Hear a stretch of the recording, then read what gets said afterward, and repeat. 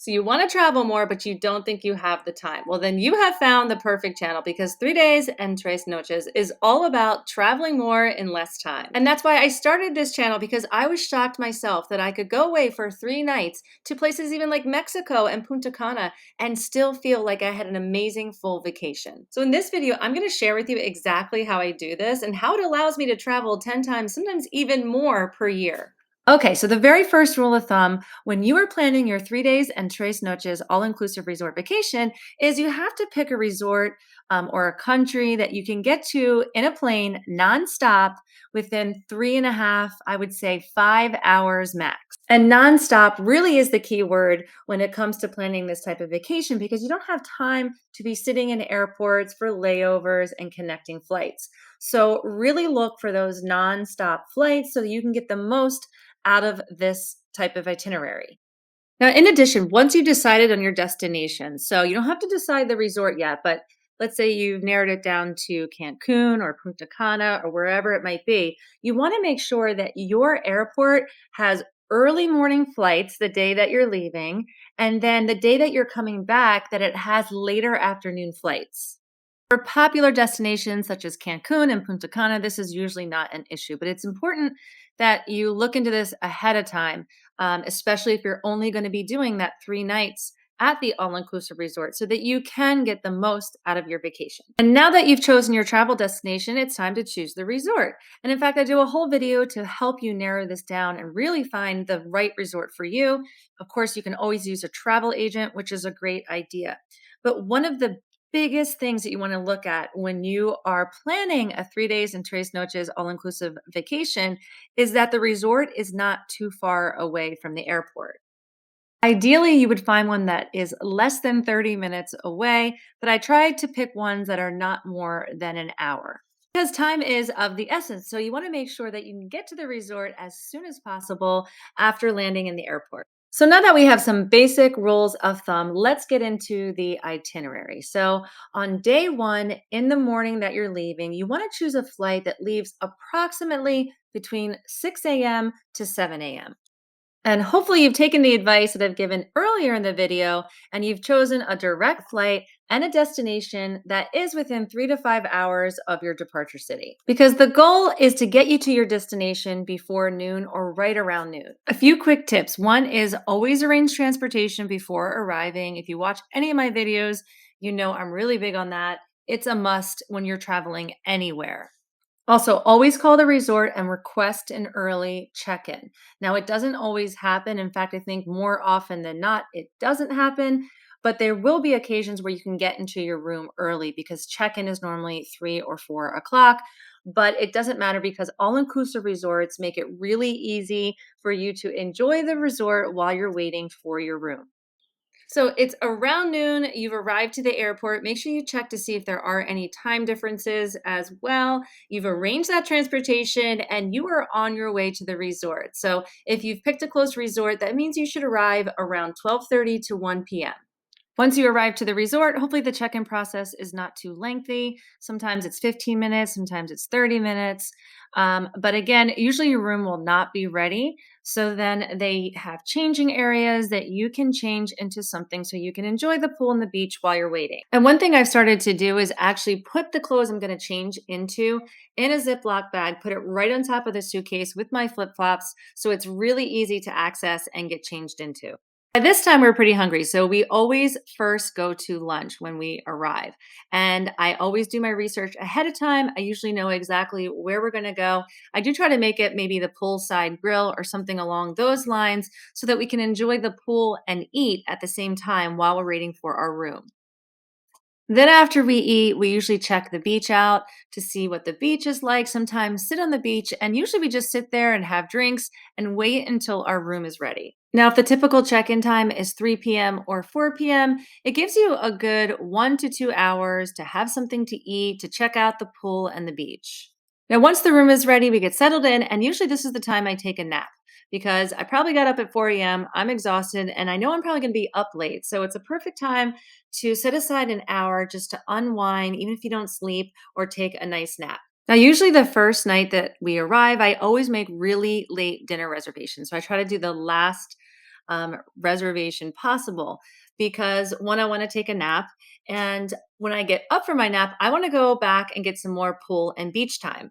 And since we are going to be having dinner late, this is a good time for a snack. So either I would order room service before I go back to the pool or beach, or I'll find, go back to the pool grill, or usually they have some area where they have snacks and small bites at the all inclusive resort. After some more time at the beach and the pool, then it's time to go back to the room and start getting ready for dinner. Again, I usually make dinner reservations or plan on having dinner around 9 p.m.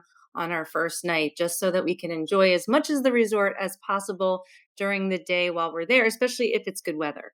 Definitely check out the videos I did about packing, especially the one about packing light when you're going to an all inclusive resort, because you can repurpose items. And I try to keep it really simple so that I can get ready very quickly and enjoy the resort as much as possible since we're only traveling for a short amount of time. So, for the rest of the night on day one, we just enjoy what the resort has to offer. Sometimes they have great entertainment at night, sometimes they have shows or a nightclub, a lobby bar, whatever it is. We're going to explore the resort a little bit more, mingle, meet people. And then usually I'm in bed by 12 or 1 o'clock at the latest. Now, day two can go a few different ways. Believe it or not, we usually like to schedule an excursion. Even though we're traveling for a short amount of time, we like to explore as much of the area as possible, plus do a review for you guys. So sometimes we will do that on day two, but usually we actually save that for day three. The only downside of saving it for day three is the chance that it could get canceled because of weather if it's an outdoor excursion. So we still like to wait for day three because day two, we're still unwinding and we want to save day two to really explore the resort and just have a complete resort day. Now, day two, I do usually like to get up on the early side. So it starts around 8 a.m. and we go to the breakfast buffet, one of the breakfast buffets, and then we do a beach walk. If you are someone who likes to do spa services while at the resort, then day two is a great day to do that. And I recommend that you do make the reservations before you arrive because if you wait, they will probably be full. So make the spa reservations before arriving to the resort. Day two, we follow a typical schedule, kind of like we would at home. So breakfast at typical time, lunch at typical time. And again, we just use this day to really enjoy the resort. We sit by the pool, we sit by the beach. Of course, we do some filming. We look at the events because lots of times they have events and games and see if there's anything we want to film or participate in. So usually by 5 p.m., we're done at the resort for the day. We're ready to go back to the room and get ready for dinner. So day two, I usually make a reservation if they take reservations between 7 p.m. and 8 p.m. So this is going to be an earlier night for us typically because usually in day three, we do an excursion. And we end day two very similar to day one, where we have dinner. Then afterwards, we just enjoy any of the nightlife that they have to offer. And again, it's a little bit of an earlier bedtime because we usually have to get up early the next morning to leave for an excursion. So now it's day three. So we're going to be heading out on an excursion. And that means we have to get up early. So we always save room service breakfast for day three because we can schedule it the night before and have it delivered at a certain time so we can get ready and eat at the same time. Organized excursions usually leave around 8 a.m., depending on where you're going. And we always try to pick a half day excursion because even though it says 3 to 4 hours, usually by the time everything's said and done, it's like 5 or 6 hours. So it's more like a full day excursion. But then we're going to have some time when we get back to rest and enjoy the resort a little bit more. I actually do separate review videos on all the excursions that we take, so make sure you check those out as well. Typically, we get back to the resort around 3 o'clock, so that gives us plenty of time to enjoy the resort some more, hang out at the pool and the beach, get something to eat before getting ready for the night. And on the last night, we also make late dinner reservations since we've been on an excursion, so that when we come back, we can kind of relax, recharge before the night. And then after dinner, we enjoy our last night of nightlife, whatever they have, or entertainment going on. Maybe stay out a little bit later, depending on what the resort offers. We've also gone off the resort for nightlife in Cancun and Playa del Carmen and felt safe both times. In fact, I do a video about this as well. So if you're someone a little bit more adventurous, that's definitely something you should try because it's really, really fun. Now it's day four, sadly, the last day, the day that we're leaving. So typically, I try to wake up a little bit earlier because if our flight doesn't leave until usually 4 or 5 o'clock, we have the entire morning to enjoy the resort. And one of the things I love to do is hydrotherapy the morning before I'm leaving. Lots of times you get hydrotherapy free if you're doing an upgrade, or sometimes it's only like $35 to $40 a person. And I usually save this for the last morning because hydrotherapy is an amazing detox. So, because they put you in the hot and the cold, you feel absolutely amazing afterwards. And from a week long of probably drinking too much, eating too much, maybe being up late, it's a great way to refresh before heading back home. And then checkout is usually 11 or noon, but we always request a late checkout. Usually we do get it because we upgrade, to the premium or club level, and that's usually part of the package. So then what we'll do after hydrotherapy is, we have breakfast, we'll enjoy the pool and the beach, get in the water some more, and then head back and pack, usually around 11 or so, maybe a little bit later. It doesn't take us too long to pack, and then check out. Then once we're checked out, we sometimes have more time. So we won't necessarily go to the pool or the beach again because we're showered and ready to go, but we'll have lunch and just enjoy, maybe walk around the resort a little bit more before heading back to the airport. Then sadly, it was time to go back to the airport. Now, one important thing I forgot to mention was I was doing all of this while working a full time job.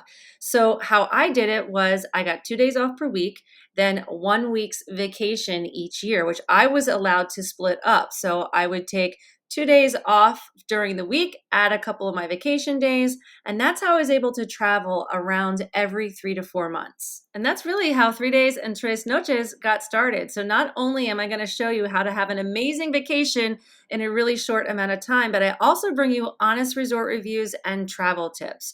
So please subscribe and keep following me. You can also find me on Instagram and TikTok. And if you do have any questions, I try to respond to all comments and questions. So drop those in the comments section below.